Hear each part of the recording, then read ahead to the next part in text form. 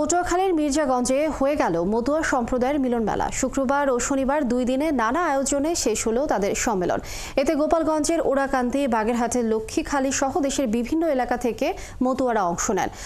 আর এই মিলন মেলার আয়োজন করা হয় মির্জাগঞ্জের শ্রী শ্রী হরিগুরু চাঁদ মতুয়া মন্দির প্রাঙ্গণে। সব ভেদাভেদ ভুলে এক কাতারে দাঁড়ানোই এই উৎসবের লক্ষ্য বলে জানান আয়োজকরা।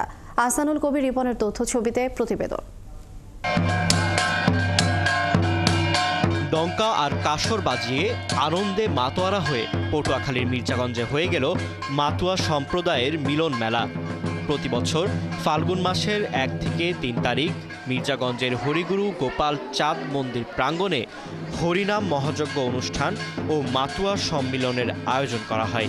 তবে এবছর একদিন কমিয়ে পহেলা ও 2রা ফাল্গুন আয়োজন করা হয়েছে। উৎসবের শুরুতে পহেলা ফাল্গুন শুক্রবার সন্ধ্যায় ঘট স্থাপন ও শুভ অধিবাসনের মাধ্যমে অনুষ্ঠানের সূচনা করা হয়। চলে হরিনাম সংকীর্তন। দ্বিতীয় দিনে আয়োজন হয় আরতি কীর্তন ও নগর কীর্তন। দুপুরে ছিল প্রসাদ বিতরণ। সন্ধ্যার আয়োজন করা হয় গোপাল চাঁদের আরতি কীর্তন, আলোচনা, হরি ও বাউল সঙ্গীত। ধর্মীয় ভাবগাম্ভীর্য থেকে জীবনে উন্নতি করা, মূলত এই হচ্ছে আসল জিনিস। মতুয়া শব্দের অর্থ হচ্ছে নামে প্রেমে মাতোয়ারা। তো যারা আসে এখানে ঠাকুরের দল নিয়ে, তারা এইভাবেই মাতোয়ারা হয়ে থাকে। ভক্তরা বলছেন মিলন মেলার উদ্দেশ্য মানব জাতির মঙ্গল ও মুক্তি। ডঙ্কা কাঠ বাজাইয়া হরির নাম গুণগুণ কীর্তন করি। তার ফাঁকে ফাঁকে হয়তো অশ্বিনী যাত্রা, গুরুযাত্রা এই সম্পর্কে আলোচনা হয়, ধর্মের কথা সব কিছু আলোচনা হয়। সবাই মিলে মানব জাতির মুক্তির লক্ষ্যে আমরা এই অনুষ্ঠানটা করা হয়।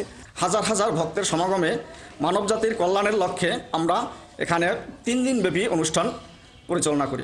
মন্দিরের পুরোহিত জানালেন, দেশের বিভিন্ন এলাকা থেকে আসা ঠাকুরের ভক্তদের মিলন মেলায় সবার কল্যাণ কামনা করা হয়। সম্মিলনে আসছি, মহোৎসব করছি, ঠাকুরের প্রসাদ পাইছি। ভক্তের কল্যাণের, মানব কল্যাণের জন্য সবাই এখানে আনন্দ কীর্তন করে। 2003 সালে মির্জাগঞ্জের হাওলাদার বাড়িতে শ্রী শ্রী হরিগুরু গোপাল চাঁদ মন্দির প্রতিষ্ঠা করা হয়। ফারদিন নীরব, 71।